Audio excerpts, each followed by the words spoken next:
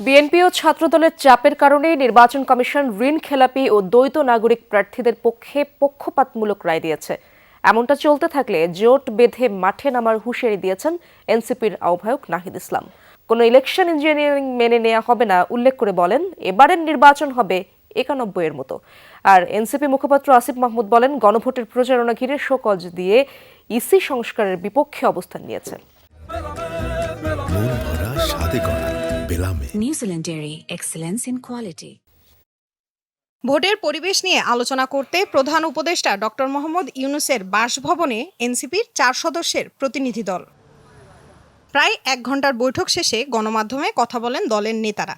মুখপাত্র আসিফ মাহমুদ সজীব ভুইয়া জানান, এনসিপিকে হেয় করতে নাহিদ ইসলাম এবং নাসিরউদ্দিন পাটোয়ারিকে শোকজ করেছে ইসি। একেবারে ইসি থেকে মাঠ পর্যায় পর্যন্ত এক ধরনের একপাক্ষিক পক্ষপাতদুষ্ট আচরণ দেখতে পাচ্ছি। মিডিয়া ট্রায়াল করার জন্য, আমাদের প্রার্থীদেরকে বিতর্কিত করার জন্য উদ্দেশ্য প্রণোদিতভাবে এটা রাজনৈতিক দল এবং নির্বাচন কমিশন এবং রিটার্নিং কর্মকর্তাদের যোগসাজশের মাধ্যমে এই ধরনের শোকজগুলো দেওয়া হচ্ছে। একটা পরিকল্পিত উপায়ে একটা নির্দিষ্ট দলকে বা গোষ্ঠীকে ক্ষমতায় আনার জন্য দেশের মানুষের ভোটাধিকারকে অবজ্ঞা করে একটা সেটেলড নির্বাচন করতে আমরা দিব না।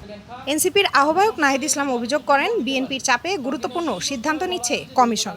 নির্বাচন কমিশন দ্বৈত নাগরিকত্ব যাদের রয়েছে এবং ঋণ খেলাপি দায়ে যারা অভিযুক্ত তাদের বিষয়ে আইনের দৃষ্টিতে কোনো সুস্পষ্ট অবস্থান নেয়নি, বরং তাদেরকে আইনের ফাঁকফোকর দিয়ে, সংবিধানের ভুল ব্যাখ্যা দিয়ে কিভাবে ইলেকশন করতে দেওয়া যায় সেই চেষ্টা তারা করেছে। এবং এই চেষ্টাটা খুবই স্পষ্ট, তারা করেছে বিএনপির চাপে। বেগম খালেদা জিয়ার মৃত্যুকে ব্যবহার করে শোক সভার নামে বিভিন্ন রাজনৈতিক প্রচারণা, ইলেকশন নির্বাচনী প্রচারণা করা হচ্ছে, কম্বল বিতরণ করা হচ্ছে। এই সব কিছুর মধ্যে দিয়ে তারা কিন্তু প্রচারণা করছে, যেটা ইলেকশন কমিশন দেখেও না দেখার ভান করছে। নির্বাচন নিয়ে বিএনপি দায়িত্বশীল আচরণ করছে না বলেও মনে করেন নাহিদ ইসলাম। ইলেকশন কমিশনের সামনে গিয়ে বসে থাকলে যদি ইলেকশন কমিশন তাদের পক্ষে অবস্থান নেয়, তাহলে কিন্তু আমাদেরকেও তাহলে ইলেকশন কমিশনের সামনে অবস্থান নিতে হবে। কিন্তু যদি ইঞ্জিনিয়ার একটা ইলেকশন করার পরিকল্পনা থাকে, যদি প্ল্যান থাকে কারো এরকম, তাহলে সেই প্ল্যান ভেস্তে যাবে এবং এটা প্রতিহত করা হবে।